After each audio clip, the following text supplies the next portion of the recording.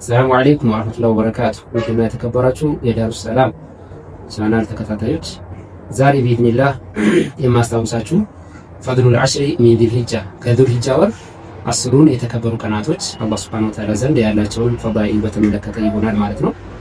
እንደሚታወቀው አላህ ሱብሓነሁ ወተዓላ ከሁሉም ነገር የፈለገውን ይመርጣል ማለት ነው። ወረቡከ የኽሉቁ ማ የሻእ ወየኽታር፣ ጌታክ የፈለገውን ይፈጥራል የፈለገውን ደግሞ ይመርጣል። እና እነዚህ የዙልሂጃ 10 ቀናቶች አላህ ከመረጣቸው ቀናቶች ናቸው ማለት ነው። የነሱን ፈዳኢል ወይም ቱርፋት እናያለን ኢንሻአላህ። የእነዚህን የዙልሂጃ 10 ቀናቶችን ፈድል ወይም ቱርፋት በተመለከተ አላህ ሱብሓነሁ ወተዓላ ምን ይላል በቁርአኑ? ወልፈጅር ወለያሊን ዐሽር። አላህ ሱብሓነሁ ወተዓላ ምን ብሎ ማለ? ወልፈጅር በንጋት ወይም በጎህ ይሁንብኝ፣ ወለያሊን ዐሽር እንደዚሁም ደግሞ በ10 ሌሊቶች እምላለሁ በማለት አላህ ሱብሓነሁ ወተዓላ ይናገራል ማለት ነው። እና ኢብኑ ከሲርን የመሳሰሉ ትላልቅ ሙፈሲሮች እነዚህ 10 ቀናቶች አላህ የማለባቸው የዙልሂጃ 10 ቀናቶች ናቸው በማለት ፈስረውታል ማለት ነው። ረሱሉም ሰለላሁ ዐለይሂ ወሰለም በሐዲሳቸው እነዚህ ቀናቶች አላህ ሱብሓነሁ ወተዓላ ዘንድ የተከበሩ ቀናቶች መሆናቸውን አስመልክተው ምን ይላሉ? ኢብኑ አባስ ባስተላለፉት ሐዲስ ረሱሉ ሰለላሁ ዐለይሂ ወሰለም ማሚን አያሚን አልዐመሉ ሳሊሑ ፊሂና አሐቡ ኢለላሂ ሚን ሃዚሂል አያሚል ዐሽር ፈቃሉ ያ ረሱለላህ ወለል ጂሃዱ ፊ ሰቢሊላህ ቃል ወለል ጂሃዱ ፊ ሰቢሊላህ ኢላ ረጁሉን ኸረጀ ቢነፍሲሂ ወማሊሂ ፈለም የርጅዕ ሚን ዛሊከ ቢሸይእ። ምን አሉ ረሱል ሰለላሁ ዐለይሂ ወሰለም? ምንም አይነት መልካም ስራ የለም በእነዚህ 10 ቀናቶች ከሚሰራ መልካም ስራ የበለጠ ምንም አይነት መልካም ስራ የለም ብለው ሲናገሩ ሰሃቦቻቸው ፈቃሉ ያ ረሱለላህ ወለል ጂሃዱ ፊ ሰቢሊላህ በአላህ መንገድ መታገል ጂሃድን ቢሆን አይበልጥም ወይ ሲሏቸው ወለል ጂሃዱ ፊ ሰቢሊላህ ኢላ ረጁሉን ኸረጀ ቢነፍሲሂ ወማሊሂ ፈለም የርጅዕ ሚን ዛሊከ ቢሸይእ። አንድ ሰውዬ ሲቀር እሱም ነፍሱንና ገንዘቡን ይዞ ወጥቶ ለጂሃድ በዛው ካልተመለሰ ምናልባት ይሄኛው ስራ ሊመጣጠን ይችላል እንጂ ከዚህ ውጭ ምንም አይነት ስራ እነዚህን ሊመጣጠን የሚችል ስራ የለም በማለት ረሱሉ ሰለላሁ ዐለይሂ ወሰለም ይናገራሉ ማለት ነው። እነዚህን ቀናቶች አላህ ሱብሓነሁ ወተዓላ ዘንድ የተከበሩ እንዲሆኑ ካደረጓቸው ሰበቦች በእነዚህ ቀናቶች ትላልቅ የዒባዳ አይነቶች ውስጣቸው ላይ ስላቀፉ ነው ማለት ነው። አንደኛው እነዚህን ቀናቶች የበለጠ ተወዳጅ እንዲሆኑ ያደረጋቸው የተከበረውን የአረፋ ቀን ውስጣቸው ላይ ስለያዙ ነው ማለት ነው። ረሱሉ ሰለላሁ ዐለይሂ ወሰለም ይህን አስመልክተው ማሚን የውሚን አክሰራ ሚን አን ዩዕቲቀ አላሁ ፊሂ ዐብደን ሚነናር ሚን የውሚ ዐረፋ። አላህ ሱብሓነሁ ወተዓላ ባሮቹን ብዙ ባሪያዎችን ከእሳት ነፃ የሚያደርግበት ቀን የለም ከአረፋ ቀን የበለጠ። ስለዚህ በውስጣቸው የአረፋን ቀን ይዘዋል ማለት ነው። ሌላኛው የውሙን ነህርን ወይም ደግሞ የእርድ ቀንን በውስጣቸው ስለያዙ የተከበሩ ሆነዋል ማለት ነው። እነዚህንም አስመልክተው ረሱሉ ሰለላሁ ዐለይሂ ወሰለም ምን ይላሉ? አዕዘሙል አያሚ ዒንደላሂ ተዓላ የውሙን ነህር። አላህ ሱብሓነሁ ወተዓላ ዘንድ በጣም ትልቅ ቀን ማለት የውሙን ነህር የእርዱ ቀን ነው ይላሉ ማለት ነው። የእርዱንም ቀን በእነዚህ በዙልሂጃ በ10 ቀናቶች ውስጥ ስላሉ እነዚህ 10 ቀናቶች የተከበሩ ሆነዋል ማለት ነው።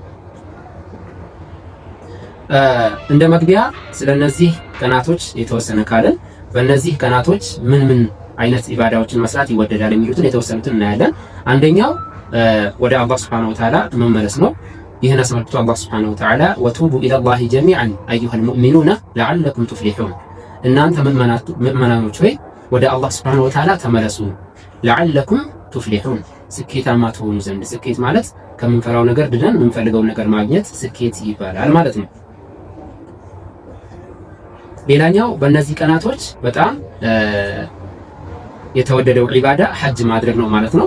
እንደሚታወቀው ረሱል ሰለላሁ ዐለይሂ ወሰለም በሌላ ሐዲሳቸው የሐጅን ፈድል አስመልክተው ሐጁን መብሩር ለይሰ ለሁ ጀዛኡን ኢለል ጀና፣ ትክክለኛ የሆነ ሐጅ ሌላ ጀዛ የለውም ጀነት ቢሆን እንጂ በማለት ረሱል ሰለላሁ ዐለይሂ ወሰለም ተናግረዋል። እነዚህ ቀናቶች የሐጅንም ስራ ውስጣቸው ላይ ስላቀፉ አላህ ዘንድ የተወደዱ ሆነዋል ማለት ነው። ሌላኛው እንደ አጠቃላይ ስናይ በእነዚህ ቀናቶች የበለጠ ባሪያው ግዴታ በሆኑ ነገሮች የበለጠ ወደ አላህ ሱብሓነሁ ወተዓላ መቃረብ አለበት። ምክንያቱም አንድ ሰው ግዴታ የሆኑ ነገሮችን ሳይሰራ ሱና የሆኑ ነገሮችን ቢሰራ ይሄ ትክክለኛ አይደለም ማለት ነው። በሐዲስ ቁድስ አላህ ሱብሓነሁ ወተዓላ ምን ብሏል? ወማ ተቀረበ ኢለየ ዐብዲ ቢሸይኢን አሐበ ኢለየ ሚማ ፍተረቱሁ ዐለይህ፣ ባሪያዬ ወደ እኔ ግዴታ ካደረግኩበት ነገር በበለጠ በምንም ነገር ወደ እኔ መቃረብ አይችልም ስላለ ከየትኛውም ነገር በበለጠ ፈርድ ወይም ግዴታ በሆኑ ነገሮች ወደ አላህ መቃረብ ይጠበቅብናል። ከዛ ደግሞ ተጨማሪ የሆኑ ዒባዳዎችን ሱናዎችን ማብዛት ይወደዳል ማለት ነው።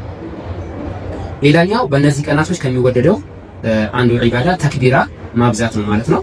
ተክቢራ ሲባል ሁለት አይነት ተክቢራ አለ። ተክቢሩል ኻስ ተክቢሩል ሙቀየድ ወተክቢሩል ሙጥለቅ የሚባል ማለት ነው።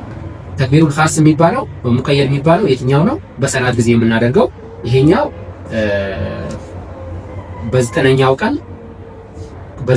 ቀን ከፈጅር ሰላት ጀምሮ የምንለው ከሰላት በኋላ የምንለው እስከ አያሙ ተሽሪቅ እስከ ያልቅ ድረስ የምንለው ተክቢሩል ሙቀየድ እንላለን።